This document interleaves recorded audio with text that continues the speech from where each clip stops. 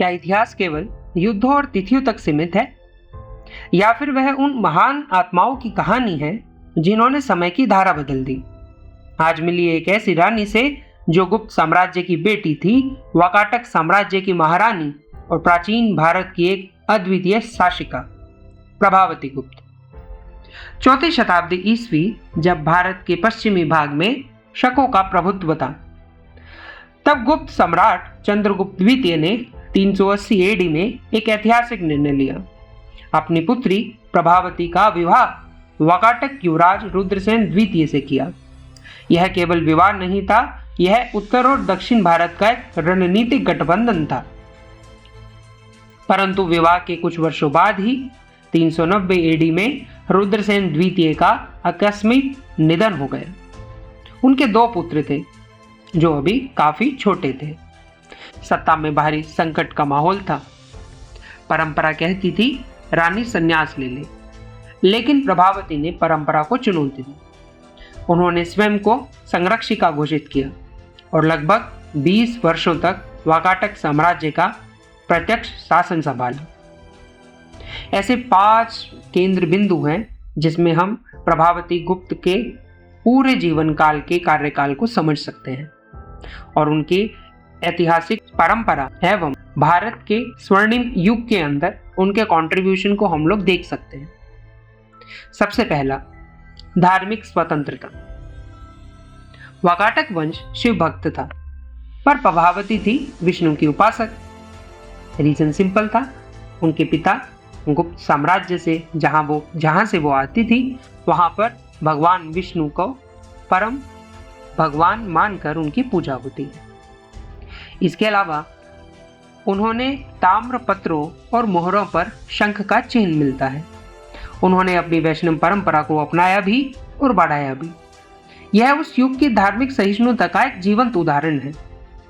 जहां आज पश्चिम के देश हमें ये सिखाते हैं कि धार्मिक सहिष्णु होना चाहिए, परंतु उन्हें ये नहीं पता, वो हमसे ये छुपा रहे हैं कि हमारी जो सभ्यता है वो हजारों सालों से भी धार्मिक सहिष्णु ही रही है।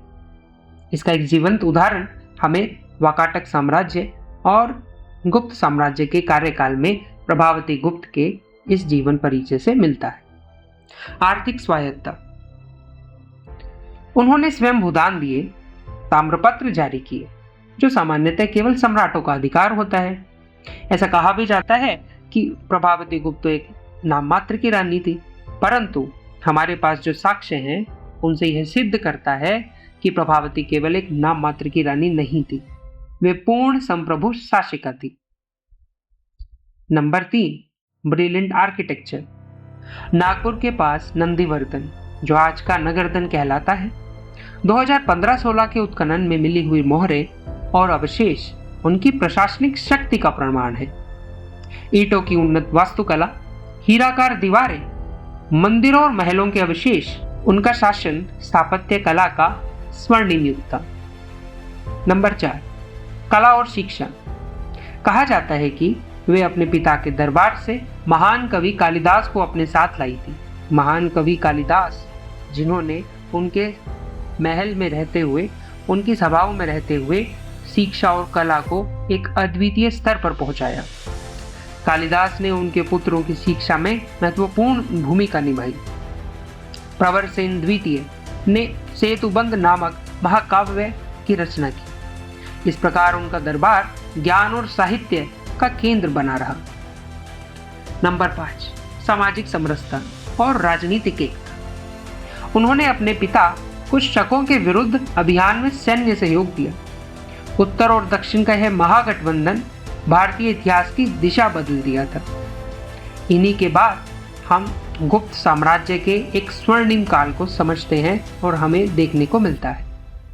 उन्होंने शत्रुओं को मित्र बनाया और महान साम्राज्य को एक सूत्र में पिरोया। प्रभावती गुप्त एक पत्नी तक सीमित नहीं रही, ना ही वो एक पुत्री तक सीमित रही।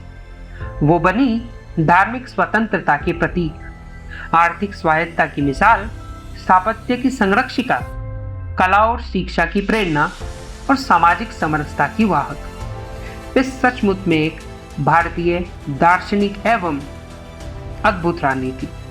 आज के अंक में बस इतना ही। मिलते हैं उत्कृष्ट भारत के एक नए अंक में, जहां हम बात करेंगे एक नई भारतीय वीरांगना की जिनके योगदान को हम भूल चुके हैं। उत्कृष्ट भारत की है प्लेलिस्ट भारत की नारी की शक्ति यात्रा निरंतर वीर एवं साहसिक महिलाओं के व्यक्तित्व को आपके सामने लाती रहेगी। जय मां भारती।